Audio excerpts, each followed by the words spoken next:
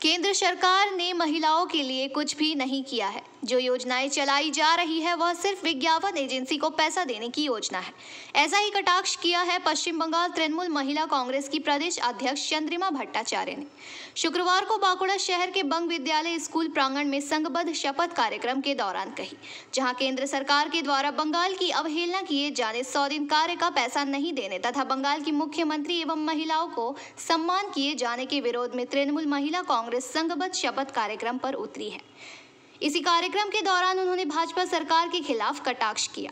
मौके पर चंद्रिमा भट्टाचार्य ने अपने भाषण के दौरान भाजपा सरकार के द्वारा विभिन्न राज्यों में चलाई जा रही योजनाओं की तुलना पश्चिम बंगाल सरकार की योजनाओं से की है। सरकार আছে তারা কি করেছে, এই যে অর্ধেক জনসংখ্যা মহিলাদের সারা ভারত জুড়ে, তাহলে তাদের জন্য করেছেটা যদি বলে কেন করেছি, তো বেটি বাঁচাও বেটি পড়াও, তাহলে জিজ্ঞাসা করতে হবে না যে এই স্কিমটা প্রথমে বলুন তো এখনো চলছে কিনা। উত্তর হলো না। আচ্ছা ঠিক আছে, চলছে না, যখন চলছিল তখন কি কোনো সুযোগ ভোক্তা এই স্কিমে ছিল?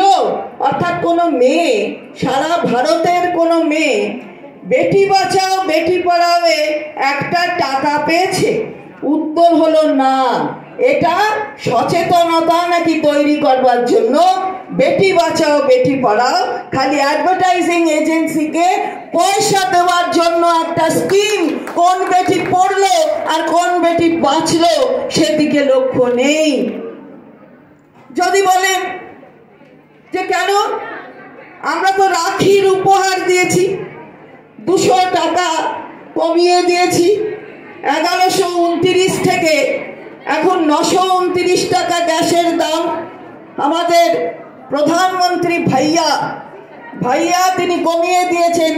आपको तो बहनों को सब राखी के उपहार दिया। বড় বড় পেট্রোল পাম্পে যাবেন, এত বড় বড় হোর্ডিং আছে, লেখা রয়েছে যে রাখির উপহার দেওয়া হয়েছে মহিলাদের, 200 টাকা কম হয়েছে। এবারে দেখছেন তো যে গ্যাসের দোকান থেকে আপনার কাছে আসছে, ও দিদি পাইপটা ঠিক আছে তো, আপনার গ্যাসের পাইপটা? বলে হ্যাঁ ঠিক আছে, দেখুন এখানে কিন্তু গন্ডগোল আছে, 200 টাকা দিয়ে চেঞ্জ করে নিন পাইপটা। আপনি ভয়ে পাইপটা চেঞ্জ করবেন, কারণ ব্যাপারটা গ্যাসের, গ্যাস লিক করলে আপনার বাড়ির পরিবারে তাদের একটা ডেঞ্জার থাকতে পারে, সুতরাং আপনি গ্যাসের পাইপটা চেঞ্জ করে নেবেন। অর্থাৎ এক হাতে 200, অন্য হাতে 200 নিয়ে নেওয়া, সব জায়গায় যাচ্ছে যে গ্যাসের পাইপ ঠিক আছে কিনা।